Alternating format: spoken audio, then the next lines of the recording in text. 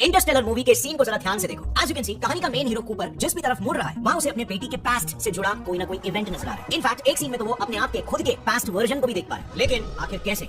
Movie में दिखाया गया है कि एक ब्लैक होल के अंदर जाते ही वो एक 4 डायमेंशनल ऑब्जेक्ट टेसरैक्ट क्यूब में गिर जाता है, और इस वजह से जिस तरह हम 3D स्पेस में आगे पीछे ऊपर नीचे ट्रैवल कर पाते हैं, बिल्कुल उसी तरह वो इस टेसरैक्ट में 4th डायमेंशन यानी कि टाइम डायमेंशन में भी आगे पीछे मूव कर पाता है। सो क्या इस मूवी में जो दिखाया गया है वो वास्तव में भी रियलिटी में भी पॉसिबल है?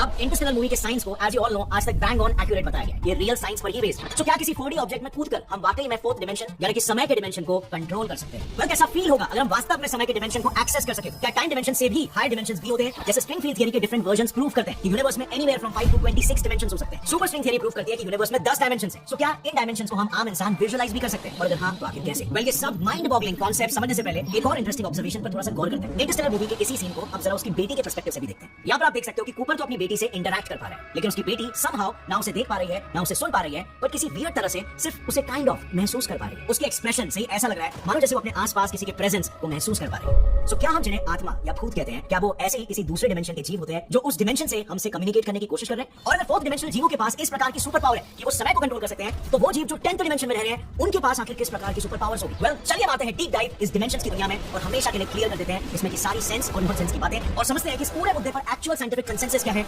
और सूडो साइंस क्या है।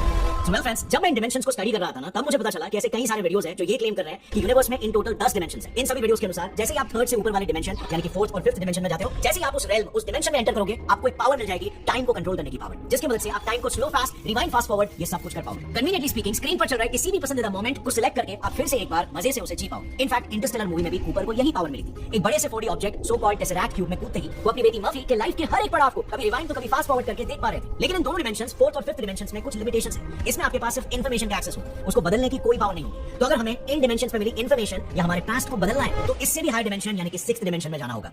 6th डिमेंशन में कदम रखते ही आप में बेसिकली वो सभी शक्तियां आ जाएगी जो MCU के डॉक्टर स्ट्रेंज के पास है। अगर आपने एवेंजर्स की इन्फिनिटी वॉर मूवी देखी होगी, तो उसमें डॉक्टर स्ट्रेंज इस तरह से बैठकर वॉर के उन सारे 14,605 पॉसिबिलिटीज को एक-एक करके देख रहा होता है। Hey, what was that? I'm forward in time to view alternate futures, to see all the possible outcomes of the coming conflict. और उसके बाद वो खुद से ही अपने दुश्मन थैनोस को टाइम स्टोन दे देता है कि लो भाई ले लो। और ऐसा वो सिर्फ इसलिए करता है क्योंकि डॉक्टर स्ट्रेंज ने इन सब पॉसिबिलिटीज में ये देखा होता है कि जिस पर्टिकुलर टाइमलाइन में वो बिना किसी बगावत के खुद से थैनोस को टाइम स्टोन दे रहा होता है, सिर्फ उसी टाइमलाइन में लास्ट में थैनोस हार जाता है। बाकी टाइमलाइंस में अनफॉर्चुनेटली सारे एवेंजर्स ही हारते हैं। यानी उसने बेसिकली अपने एक्शन से निकले लाइफ की सभी पॉसिबिलिटीज को देखा, उसमें से बेस्ट को सिलेक्ट किया और एक तरह से अपना फ्यूचर खुद लिखा। Marvellous, right? But there still a limitation. 6th dimension में आप सिर्फ अपने खुद के टाइमलाइंस और वो भी सिर्फ एग्जिस्टिंग टाइमलाइंस को ही देख और मैनिपुलेट कर सकते हो। आप नए टाइमलाइंस को क्रिएट नहीं कर सकते। अगर आपको ये भी पावर चाहिए तो आपको 7th या 8th डिमेंशन तक ऊपर उठना होगा।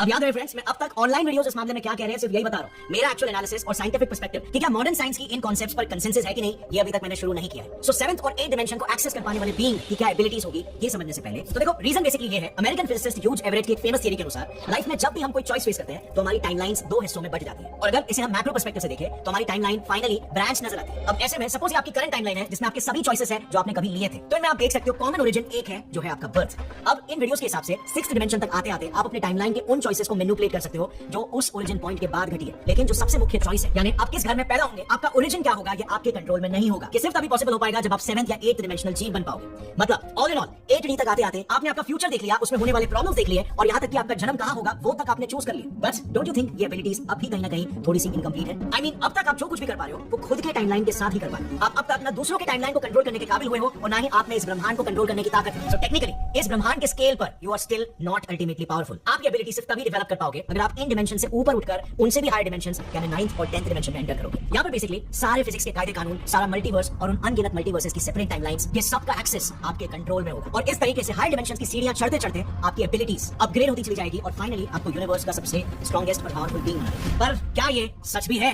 वेल, इसे समझने के लिए सबसे पहले लेट्स सी कि स्ट्रिक्टली साइंटिफिक पर्सपेक्टिव से असल में डायमेंशंस का मतलब ही क्या होता है। एंड देखो ये काफी सिंपल है, इसे बहुत हवा मत समझना। सो डायमेंशन का मतलब फंडामेंटली से इतना होता है कि स्पेस में कोई भी चीज कितने फ्रीडम के साथ मूवमेंट कर सकती है। फॉर एग्जांपल ये एक पॉइंट है जिसकी ना कोई लंबाई है, ना ही चौड़ाई और ना ही ऊंचाई। सो इस पॉइंट पर आप किसी भी डायरेक्शन में फ्रीली घूम नहीं सकते और इसीलिए ये है 0 डायमेंशनल स्पेस। पर अगर मैं इस पॉइंट को खींचकर लंबा कर दूं तो एक लाइन बनेगी और इस लाइन पर आप ऐसे आगे पीछे एटलीस्ट एक डायरेक्शन में फ्रीली घूम सकते हैं और इसीलिए ये लाइन एक 1 डायमेंशनल स्पेस है। अब इसी लाइन को ऐसे खींचने पर एक स्क्वायर बनेगा जिसमें आप आगे पीछे और लेफ्ट राइट ऐसे 2 डायमेंशंस में आप फ्रीली घूम सकते हो। तो ये बन गया हमारा 2 डायमेंशनल स्पेस। और फाइनली जब मैं स्क्वायर को ऊपर एक्सटेंड करूं तो एक क्यूब बनता है जहां पर आप आगे पीछे लेफ्ट राइट और ऊपर नीचे ऐसे 3 अलग डायमेंशंस में फ्रीली घूम सकते हो। और क्योंकि हमारे यूनिवर्स में भी हम ऐसे ही 3 डायमेंशंस में फ्रीली घूम सकते हैं, इसीलिए हम कहते हैं कि हम एक 3D यूनिवर्स में रहते हैं। अब अगर आपको इसके ऊपर यानी कि 4D स्पेस में कदम रखना है, तो फिर आपको इस क्यूब को भी यू फर्दर एक्सटेंड करके एक ऐसे शेप का स्पेस बनाना होगा जिसे हम मैथमेटिकली कहते हैं टेसरैक्ट क्यूब। अब क्या इस 4D टेसरैक्ट क्यूब में कूदने से हम समय को कंट्रोल कर पाएंगे? अगर ये वीडियो क्लिप आपको पसंद आया तो पूरी वीडियो चेक करना मत भूलना, लिंक नीचे डिस्क्रिप्शन में है।